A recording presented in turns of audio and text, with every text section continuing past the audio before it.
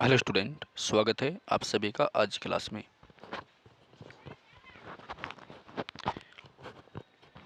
Okay. Hello student, आप सभी का स्वागत है आज की क्लास में। प्यारे बच्चों, आज की जो हमारी क्लास है ये काफ़ी इम्पोर्टेंट है और ये क्लास नंबर 9 है। ठीक है। इससे पहले हमारी 1 से लेकर के 8 क्लास आ चुकी है जिसकी प्ले लिस्ट बन चुकी है। ठीक है। आप प्ले लिस्ट में जाइए और वहाँ पर आपको जो है जीके, जीएस, स्पीडी के नाम से प्ले लिस्ट मिलेगी। उसमें आपकी जो है 1 से 8 तक क्लास अपलोडेड है। जो छात्र नहीं हैं, ठीक है, तो वे 1 से लेकर 8 क्लास को ज़रूर देखिएगा। आज क्लास नंबर हमारी 9 है जो काफ़ी इम्पोर्टेंट है। ठीक है। तो जो छात्र जुड़ चुके हैं उन सभी को प्यार भरा नमस्कार। ठीक है। सभी का स्वागत है आज की क्लास में। चलिए शुरू करते हैं आज की क्लास को। देखिए, ये जो क्लास है ये ऑल एग्ज़ाम के लिए इम्पोर्टेंट है। ऑल एग्ज़ाम के लिए इम्पोर्टेंट है। ठीक है। चाहे आप पैट का पेपर दीजिए, दिल्ली पुलिस का पेपर दीजिए, आरओ का दीजिए, ठीक है, एआरओ का दीजिए, या फिर यूपी पुलिस का पेपर दीजिए, सभी एग्ज़ाम के लिए इम्पोर्टेंट है ये क्लास आपकी। ठीक है। चलिए शुरू करते हैं आज की क्लास को। तो जो छात्र जुड़ गए हैं इन सभी को प्यार भरा नमस्कार। सभी का स्वागत है आज की क्लास में बेटा। ठीक है। चलिए क्लास को एंड तक देखिएगा, इस क्लास को एंड तक देखिएगा। ठीक है। और बिना बात करे क्वेश्चन को बड़े ध्यान से आप सुनिएगा। ठीक है। क्योंकि पेपर में जो क्वेश्चन आएंगे वो आपके इन्हीं में से ही आएंगे। ठीक है। तो बातें ना करें, केवल और केवल क्वेश्चन पे फोकस करें और आंसर दीजिएगा बस। ठीक है। चलिए, पहला क्वेश्चन आज की क्लास का हमारा, भारत संयुक्त राष्ट्र संघ के सुरक्षा परिषद का स्थायी सदस्य नहीं है। ठीक है। तो भारत जो है संयुक्त राष्ट्र संघ के सुरक्षा परिषद का स्थायी सदस्य नहीं है। ठीक है बेटा। नेक्स्ट क्वेश्चन है, भारत संयुक्त राष्ट्र संघ के सुरक्षा परिषद का स्थायी सदस्य नहीं है, याद रखना। ठीक है। उसके बाद, स्वर्ण मंदिर सिख धर्म से संबंधित है। जो गोल्डन टेम्पल है आपका सिख धर्म से संबंधित है, याद रखना। ठीक है। तो सोने का जो मंदिर है कहाँ पर है बेटा? ये है आपका अमृतसर में। कहाँ पर है? अमृतसर में है, याद रखना। ठीक है। अमृतसर में है और ऑपरेशन ब्लू स्टार चला था। ठीक है। ऑपरेशन ब्लू स्टार चला था जब भिंडरवाले ने स्वर्ण मंदिर पर कब्जा कर लिया था। ठीक है, याद रखना। तो स्वर्ण मंदिर पर जब भिंडरवाले ने कब्जा करा था तो कौन सा ऑपरेशन चला था? Blue star. ठीक है। ये ऑपरेशन ब्लू स्टार ही इंदिरा गांधी की मौत का कारण बना था, याद रखना। ओके। इसको हरमिंदर साहिब के नाम से भी जानते हैं। किसके नाम से? हरमिंदर साहिब। हरमिंदर साहिब के नाम से भी जानते हैं। ठीक है, याद रखना। ओके। चलिए बेटा, आ जाओ मुझे, बैठो भाई।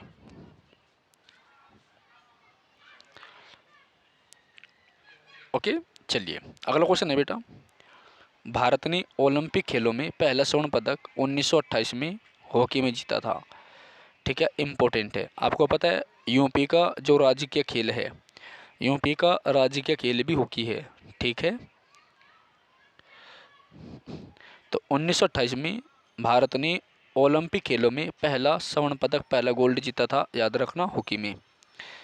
शक संवत पर आधारित राष्ट्रीय पंचांग का प्रथम महीना क्या होता है? चैत। क्या होता है? चैत। और अंतिम महीना क्या होता है? फाल्गुन। क्या होता है बेटा? चैत और फाल्गुन, याद रखना। ठीक है। नेक्स्ट है, आदि मानव ने सबसे पहले आग जलाना सीखा था। आदि मानव ने सबसे पहले आग जलाना सीखा था। ठीक है, याद रखना, इम्पोर्टेंट है। आदि मानव ने सबसे पहले आग जलाना सीखा था, याद रखना। ओके। दक्षिण गंगा गोदावरी नदी को कहा जाता है, इम्पोर्टेंट है। कहाँ से निकलती है बेटा? तरियाबंक। तरियाबंक की पहाड़ियों से निकलती है। कहाँ से निकलती है? तरियाबंक की पहाड़ियों से निकलती है। तो दक्षिण गंगा गोदावरी नदी को कहा जाता है, याद रखना। इस गोदावरी नदी पर ही आपका नासिक है। ठीक है। चलिए, जफरनामा के लेखक गुरु गोविंद सिंह है। गुरु गोविंद सिंह ने 1699 में खालसा पंथ की स्थापना करी थी, याद रखना। ठीक है। देखो, कोई भी छात्र जब बात ना करे, केवल और केवल क्वेश्चन पे ध्यान दीजिएगा, आपका पेपर आपके सर पे है। ठीक है, याद रखना। अमृतसर शहर के संस्थापक गुरु रामदास थे। कौन थे बेटा? गुरु रामदास। अमृतसर शहर के संस्थापक गुरु रामदास थे, याद रखना इम्पोर्टेंट है। 61वां संशोधन 1989 द्वारा मतदान की आयु को 21 वर्ष से घटाकर 18 वर्ष कर देता, इम्पोर्टेंट। ये जो 61वां संशोधन है ना, ये मोस्ट इम्पोर्टेंट क्वेश्चन है आपका, ठीक है, याद रखना। ओके, तो 61वें संविधान संशोधन के द्वारा वोट डालने की जो उम्र है 21 साल से घटाकर 18 साल कर दी थी, इम्पोर्टेंट है। किसने? राजीव गांधी ने। ये किसके शासनकाल में होता है बेटा? राजीव गांधी के शासनकाल में होता है, याद रखना, ठीक है। चलिए, इसके बाद अगला क्वेश्चन है बेटा, 2 बार एवरेस्ट पर चढ़ने वाली पहली भारतीय महिला कौन है? संतोष यादव। ये मैंने आपको बताया ही था, ठीक है। देखो, पहली महिला कौन है? बछेंद्री पाल। पहली बछेंद्री पाल है, और दूसरी महिला कौन है? संतोष यादव। संतोष यादव क्रम में दूसरे नंबर की है, लेकिन जो 2 बार चढ़ी थी उसमें प्रथम हैगी, ठीक है, याद रखना। ओके, और विश्व में कौन है? जुनको तेबई।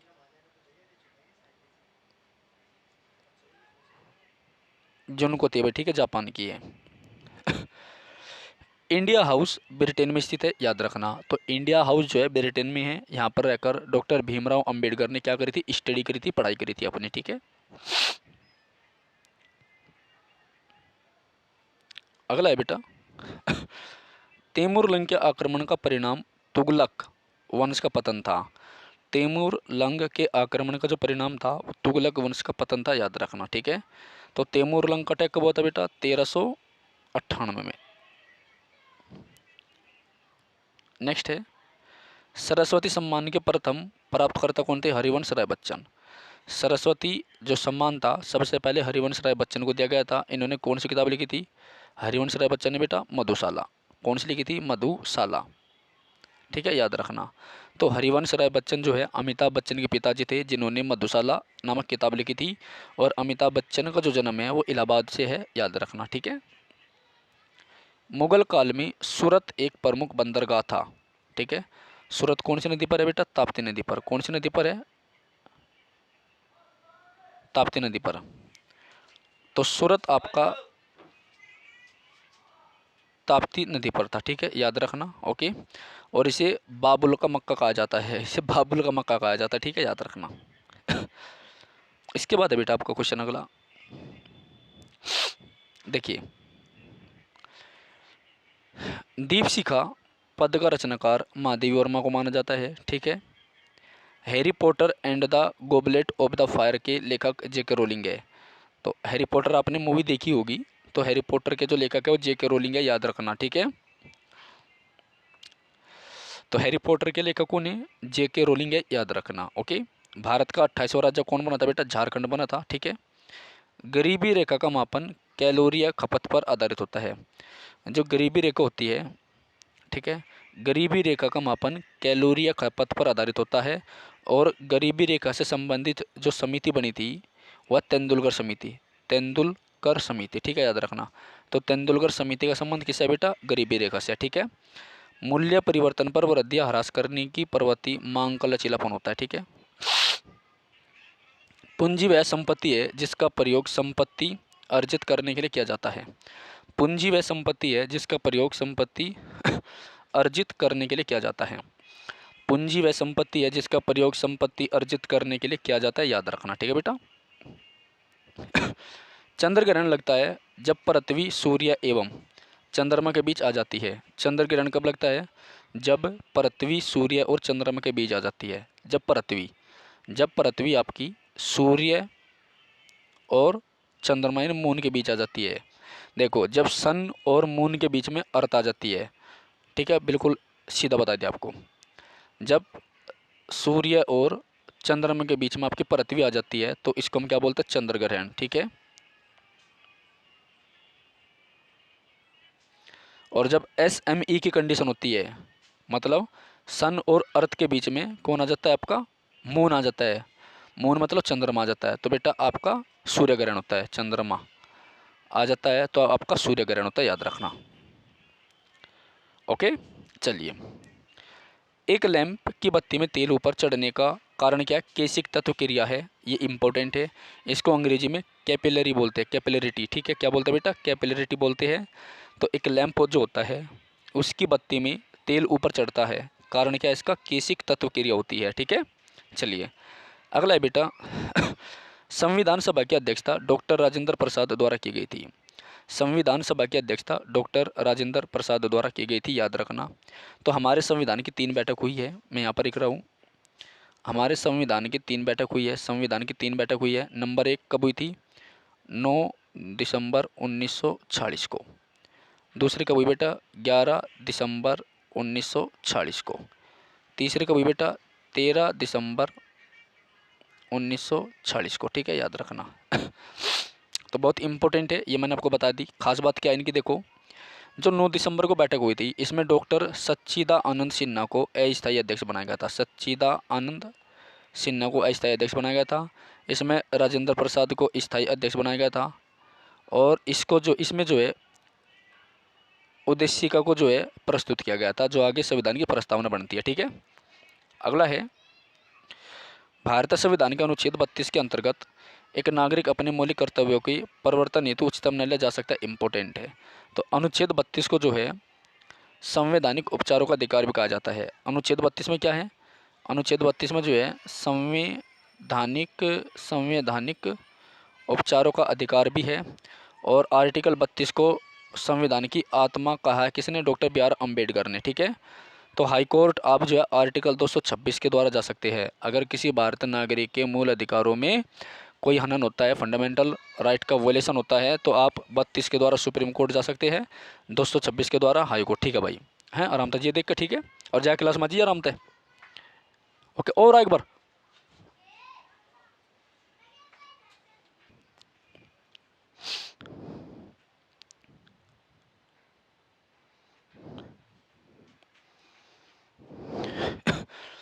अगला क्वेश्चन देखो बेटा, संपत्ति का अधिकार मौलिक अधिकार नहीं है। जो संपत्ति का अधिकार है ये एक मौलिक अधिकार नहीं है, आर्टिकल 300 क्लोज ए के द्वारा। ठीक है, इसे मौलिक अधिकार नहीं बनाया गया आर्टिकल 300 क्लोज ए के द्वारा। ठीक है, याद रखना। तो 44वें संशोधन के द्वारा बेटे से हटा दिया था। 44वें संशोधन 1978 के द्वारा इसे हटा दिया गया था। ठीक है, कोई भी स्टूडेंट बात ना करे प्लीज़, वो क्लास के क्वेश्चन पर ध्यान दे, फिर पेपर में नहीं था क्लिक मारो, पहले बता रहा इस बात को मैं। ठीक है, थोड़ा मेहनत की कदर कर लो। कितने बुखार में क्लास तेरा आप लोगों को मैं। झारखंड उत्तरी गोलार्ध में स्थित है। ठीक है, झारखंड की राजधानी क्या है? झारखंड रांची, याद रखना। 12 मासा की रचना मलिक मोहम्मद जासी ने करी थी, याद रखना। मलिक मोहम्मद जासी ने जो है 1540 में पद्मावत की रचना करी थी, याद रखना। पद्मावत की रचना करी थी। ठीक है, चलिए अगला क्वेश्चन है बेटा, 7वीं पंचवर्षीय योजना 1985 से गरीबी रेखा को परिभाषित किया गया है। तो गरीबी रेखा जो होती है इसको किस पंचवर्षीय योजना में परिभाषित किया गया है? तो यह बेटा आपकी 7वीं पंचवर्षीय योजना इम्पोर्टेंट है। तो 7वीं पंचवर्षीय योजना में गरीबी रेखा को परिभाषित किया गया, याद रखना, इम्पोर्टेंट है। ओके, चलिए बेटा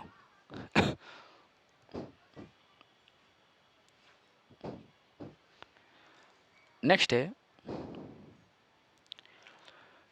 द्वार समुद्र मंदिर में होयसल भवन कला का सर्वोत्तम उदाहरण मिलता है। जो द्वार समुद्र मंदिर है उसमें होयसल भवन कला का सर्वोत्तम उदाहरण मिलता है, याद रखना। ठीक है, मकर रेखा के उत्तर और कर्क रेखा के दक्षिण में स्थित क्षेत्र उष्ण कटिबंध कहलाता है।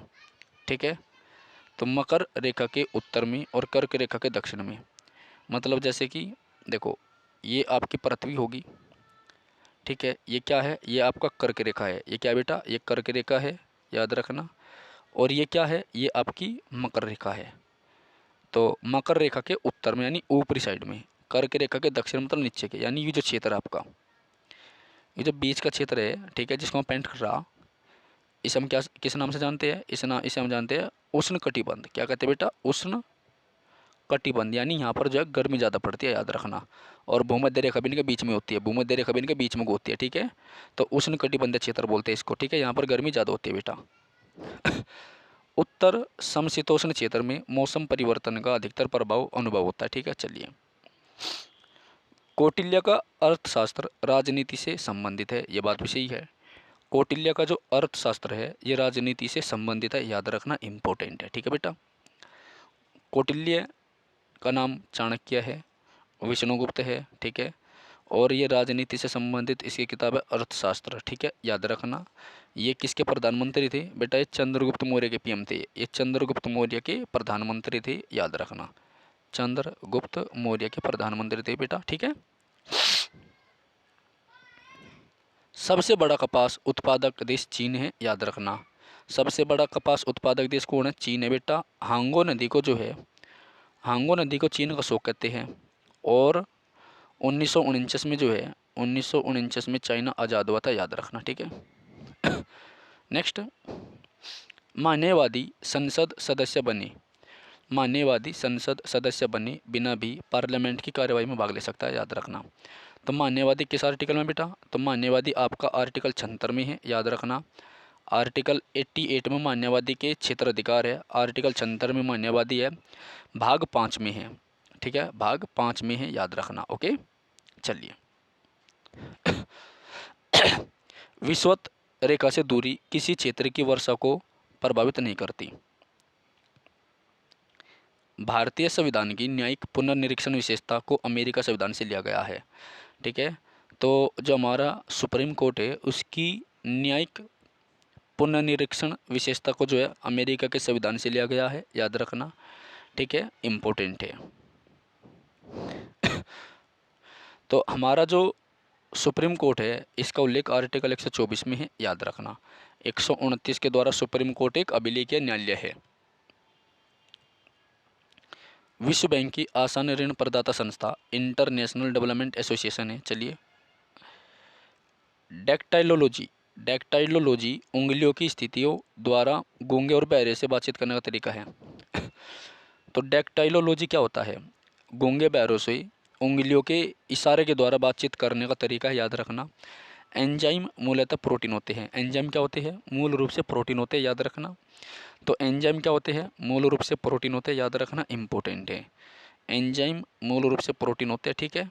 चलिए नेक्स्ट, लज्जा पुस्तक का लेखक तस्लीमा नसरीन है, इम्पोर्टेंट है। लज्जा जो पुस्तक है इसके लेखक कौन है? तस्लीमा नसरीन है, याद रखना, ठीक है भाई, काफ़ी इम्पोर्टेंट है, याद रखना। ओके, तो लज्जा पुस्तक के लेखक कौन है? तस्लीमा नसरीन है। आधुनिक सिख धर्म का जन्म 12 अप्रैल 1699 को हुआ था। मैंने आपको बता ही दिया था कि 12 अप्रैल 1699 को जो है खालसा पंथ की स्थापना हुई थी, याद रखना। खालसा पंथ की स्थापना हुई थी, ठीक है बेटा। जो स्टूडेंट जुड़ चुके हैं एक बार वो क्लास को लाइक कर दीजिए, चैनल को सब्सक्राइब कर दीजिए, ठीक है। आप सभी क्लास को लाइक कर दीजिए, चैनल को सब्सक्राइब कर दीजिए, और बेटा क्लास को बड़े ध्यान से देखिएगा, बिना बात करे, ठीक है। क्योंकि बात आपके पेपर में नहीं आएगी, केवल और केवल क्वेश्चन आपके पेपर में आएंगे। तो सभी छात्रों से रिक्वेस्ट है वो क्वेश्चन को जब बड़े ध्यान से सुनिएगा और उनका जवाब दीजिएगा, ठीक है। बात करने के लिए पूरी ज़िंदगी पड़ी आपकी, ठीक है, लेकिन यहाँ पर केवल और केवल पढ़ाई करें अच्छे से। ओके, तो फटाफट कमेंट कीजिएगा सभी छात्र जो जो जुड़ चुके बेटा। ओके, ये आपकी क्लास नंबर 9वीं है जो काफ़ी इम्पोर्टेंट है। इससे पहले हमारी क्लास 8 आ चुकी है। तो सभी छात्रों से रिक्वेस्ट है प्लीज़ वो क्लास को अच्छे से ज़रूर देखिएगा, ठीक है।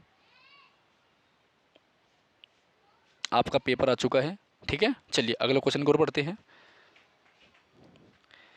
नीलगिरी पहाड़ियों पर उष्णकटिबंधीय सदाबहार वन पाए जाते हैं। क्या पाए जाते हैं बेटा? उष्णकटिबंधीय सदाबहार वन पाए जाते हैं नीलगिरी की पहाड़ियों पर, ठीक है, याद रखना। चलो, तो नीलगिरी पहाड़ियों पर उष्णकटिबंधीय सदाबहार वन पाए जाते हैं, याद रखना। ओके, नीलगिरी पहाड़ियों पर उष्णकटिबंधीय सदाबहार वन पाए जाते हैं, ठीक है। और नीलगिरी की पहाड़ियों पर आपका पश्चिमी घाट पर्वत श्रेणी और पूर्वी घाट पर्वत श्रेणी मिलती है, ठीक है। पश्चिमी घाट और पूर्वी घाट जहाँ पर मिलती है उस पर्वत श्रेणी को हम नीलगिरी कहते हैं, याद रखना, ठीक है बेटा। अगला है, देखो, विकसित देश डेनमार्क के पास कोई परमाणु कार्यक्रम नहीं है। तो डेनमार्क की राजधानी क्या? कोपेनहेगन। क्या बेटा? कोपेनहेगन। डेनमार्क की राजधानी क्या है? कोपेनहेगन है, याद रखना। तो विकसित देश डेनमार्क के पास कोई परमाणु कार्यक्रम नहीं है, ठीक है। राजधानी क्या है इसकी? कोपेनहेगन है, याद रखना। ओके, नेक्स्ट है, प्राचीन यूनान में अपोलो को सूर्य देवता माना जाता था। प्राचीन यूनान में अपोलो को सूर्य देवता माना जाता था, याद रखना। और 1969 में जो है अपोलो 11 अपोलो 11 जो है अमेरिका ने चांद पे भेजा था, जिसमें चांद पर जो है नील आर्मस्ट्रांग, एल्विन एल्ड्रिन जो है उतरे थे, याद रखना। नेक्स्ट है बेटा, वर्तमान में पंचाल को पंजाब कहा जाता है, ठीक है, याद रखना। और पंजाब को 5 नदियों का राज्य भी कहते हैं, 5 नदियों का राज्य भी कहते हैं। पंजाब को 5 नदियों का राज्य भी कहते हैं। वर्तमान में पांचाल को पंजाब कहा जाता है, पंजाब को 5 नदियों का राज्य भी कहा जाता है। और इसका नाम जो है सबसे पहले क्या था, पेप्सू, PEPSU, पेप्सू, ठीक है, याद रखना। ये पेप्सी नहीं, पेप्सू है। नेक्स्ट बेटा, द लास्ट सपर नामक प्रसिद्ध पेंटिंग के कर्तिकार कौन है? Leonardo da Vinci. कौन है बेटा? लियोनार्डो दा विंसी, जो कि इटली का था, ठीक है। The last supper Leonardo da Vinci की है, याद रखना, इटली का था, ये इम्पोर्टेंट है, ठीक है। राष्ट्रपति का चुनाव संसद के दोनों सदनों तथा राज्य विधानसभाओं के निर्वाचित सदस्यों से बने निर्वाचक मंडल द्वारा किया जाता है, ठीक है, याद रखना। मतलब जो हमारे प्रेसिडेंट है, ठीक है, इनका जो चुनाव है उसमें कौन कौन भाग लेते हैं बेटा? Lok Sabha plus Rajya Sabha plus all state Vidhan Sabha, ठीक है, प्लस दिल्ली प्लस पुडुचेरी की विधानसभाओं के निर्वाचित सदस्य, ठीक है, ये भाग लेते हैं। लोकसभा के लिए कोरम कुल सदस्यों का 10वां भाग है, ठीक है। कोरम क्या है? कुल सदस्यों का 10वां भाग है। मतलब लोकसभा के लिए कोरम की संख्या कितनी है बेटा? 55 MP, 55 MP होते, ठीक है, याद रखना। नेक्स्ट है, राष्ट्रीय फिल्म पुरस्कार सूचना एंड प्रसारण मंत्रालय द्वारा दिया जाता है। राष्ट्रीय फिल्म पुरस्कार किसके द्वारा दिए जाते हैं बेटा? सूचना एंड प्रसारण मंत्रालय द्वारा दिया जाता है, याद रखना। अगला है, राज्य सरकार के लिए राजस्व का सर्वोत्तम स्रोत बिक्री कर है। कौन सा बेटा? बिक्री कर। कौन सा बेटा? बिक्री कर है, याद रखना, इंपॉर्टेंट है। टेटनस बैक्टीरिया के संक्रमण के कारण होता है। टेटनस किसके कारण होता है? बैक्टीरिया के संक्रमण के कारण होता है, याद रखना, इंपॉर्टेंट है ये भी आपका, ठीक है। नेक्स्ट है, मनुष्य की हृदय की सामान्य स्पंदन गति 72 बार प्रति मिनट है। मनुष्य के हृदय की सामान्य स्पंदन गति कितनी है बेटा? 72 बार प्रति मिनट है। यानी मनुष्य की जो धड़कन होती है वो 1 मिनट में 72 बार धड़कती है, याद रखना, ठीक है। नेक्स्ट है, मुमताज महल औरंगजेब की माँ थी। मुमताज महल कौन थी? औरंगजेब की माँ थी, याद रखना। मुमताज महल औरंगजेब की माँ थी, याद रखना, इंपॉर्टेंट है, ठीक है। तो औरंगजेब जो था इसने 49 वर्षों तक शासन किया। सबसे लंबा शासन था इसका मुगल काल में। कब मरा था ये? 1707 में मरा था। और ये क्वेश्चन आपका पैट में पूछ रखा था लास्ट ईयर, ठीक है, याद रखना। 2021 में जो पैट हुआ था उसमें ये क्वेश्चन आया था कि औरंगजेब की मृत्यु कब हुई थी, याद रखना, ठीक है।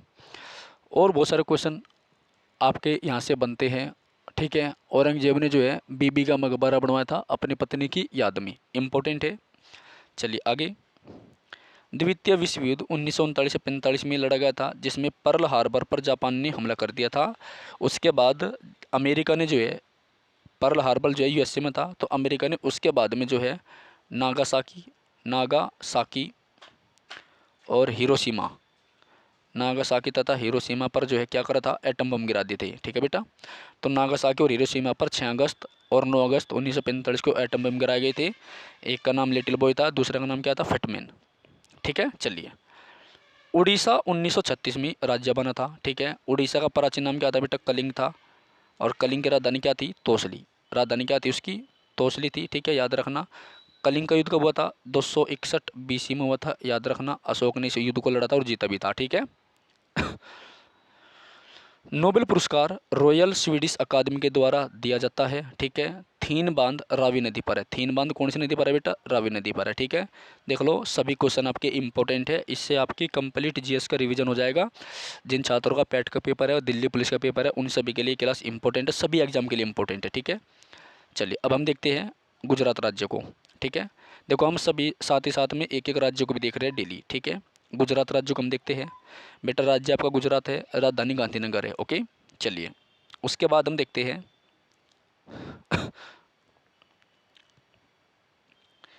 जिले कितने बेटा? 33 है। उच्च न्यायालय अहमदाबाद है, याद रखना, ठीक है।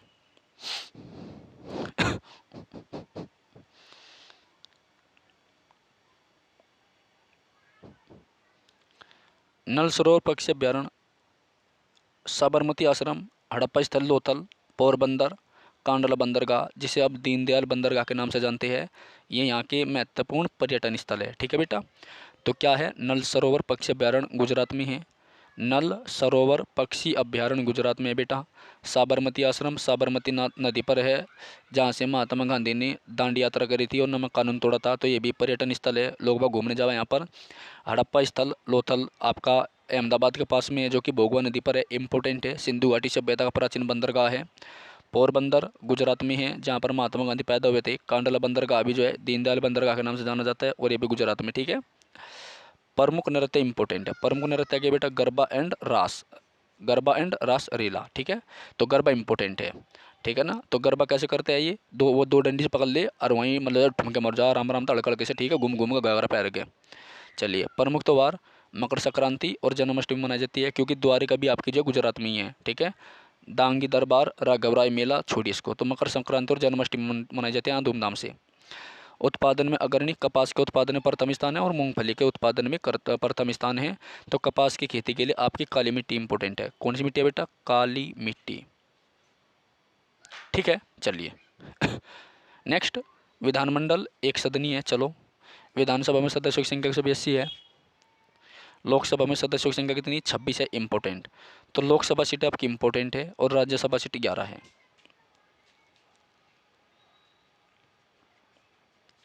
आगे देखो, 1 मई 1960 को वर्तमान राज्य गुजरात अस्तित्व में आया था। नर्मदा नदी गुजरात की जीवन रेखा कहलाती है। ठीक है, इंपॉर्टेंट है। तो गुजरात की जीवन रेखा कौन सी नदी है, नर्मदा नदी है। नर्मदा नदी को गुजरात की जीवन रेखा कहते हैं, इंपॉर्टेंट है, याद रखना। नर्मदा नदी जो है गुजरात की जीवन रेखा, और ये अमरकंटक से निकलती है, मध्य प्रदेश से। अमरकंटक मध्य प्रदेश से निकलती है। ठीक है, याद रखना। उसके बाद भारत का मैनचेस्टर अहमदाबाद को कहा जाता है। किसे कहा जाता है, अहमदाबाद को। भारत का मैनचेस्टर अहमदाबाद को कहा जाता है, याद रखना, इंपॉर्टेंट है। ठीक है।